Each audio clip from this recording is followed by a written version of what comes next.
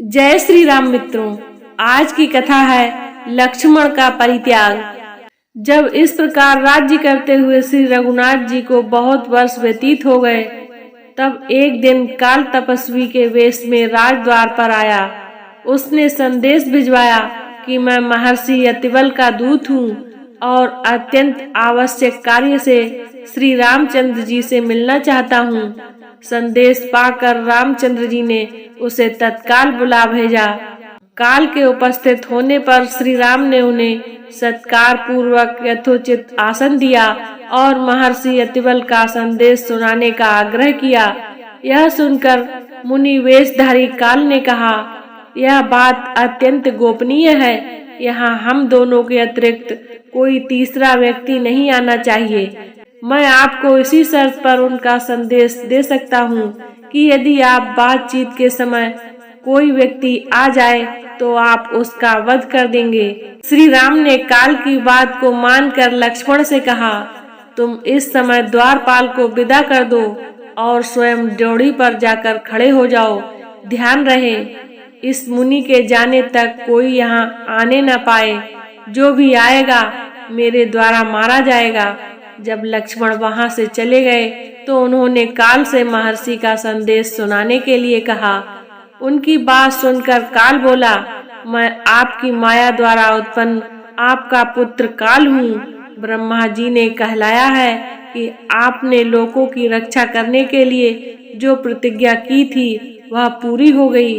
अब आपके स्वर्ग लौटने का समय आ गया है। वैसे आप अब भी यहाँ रहना चाहें तो आपकी इच्छा है। यह सुनकर श्री राम ने कहा, जब मेरा कार्य पूरा हो गया है तो मैं फिर यहाँ रहकर क्या करूँगा।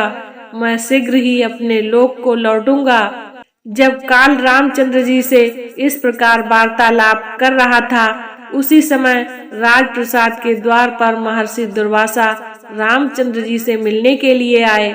वे लक्ष्मण से बोले, मुझे तत्काल राघव से मिलना है। विलंब होने से मेरा काम बिगड़ जाएगा, इसलिए तुम उन्हें तत्काल मेरे आगमन की सूचना दो।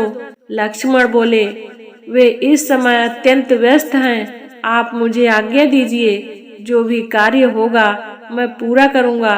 यदि उन्हीं से मिलना हो तो आपको 2 घड़ी प्रतीक्षा करनी होगी।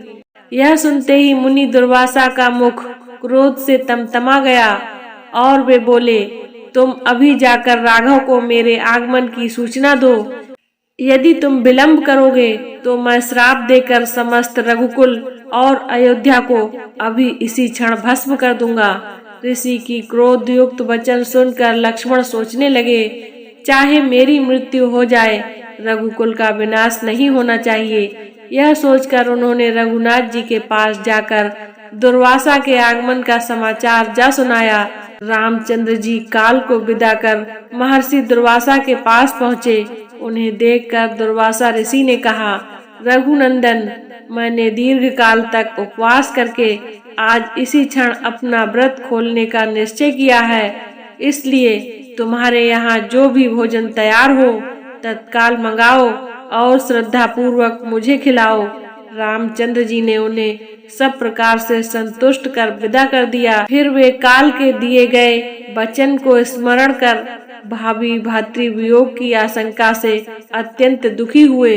अग्रज को दुखी देखकर लक्ष्मण बोले, प्रभु, यह तो काल की गति है। आप दुखी न हो और निश्चिंत होकर मेरा वध करके अपनी प्रतिज्ञा पूरी करें। लक्ष्मण की बात सुनकर वे और भी व्याकुल हो गए। उन्होंने गुरु वशिष्ठ तथा मंत्रियों को बुलाकर उन्हें संपूर्ण वृतांत सुनाया।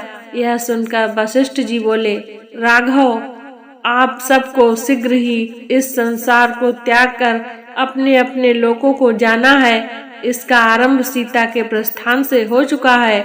इसलिए आप लक्ष्मण का परित्याग करके अपनी प्रतिज्ञा पूरी करें। प्रतिज्ञा नष्ट होने से धर्म का लोप हो जाता है। साधु पुरुषों का त्याग करना उनके वध करने के समान ही होता है। गुरु वशिष्ठ की सम्मति मानकर श्री राम ने दुखी मन से लक्ष्मण का परित्याग कर दिया। वहां से चलकर लक्ष्मण सरयू के तट पर आए। जल का आचमन कर हाथ जोड़कर प्राण वायु को रोककर उन्होंने अपने प्राण विसर्जन किए। आज की कथा को यहीं पर विराम देते हैं। कथा को पूरा सुनने के लिए धन्यवाद। इससे आगे की कथा है महाप्रयाण, देखना ना भूलें। इसी तरह की ज्ञानवर्धक कथा कहानियों को सुनने के लिए हमारे चैनल को लाइक, शेयर एंड सब्सक्राइब करें। जय श्री राम।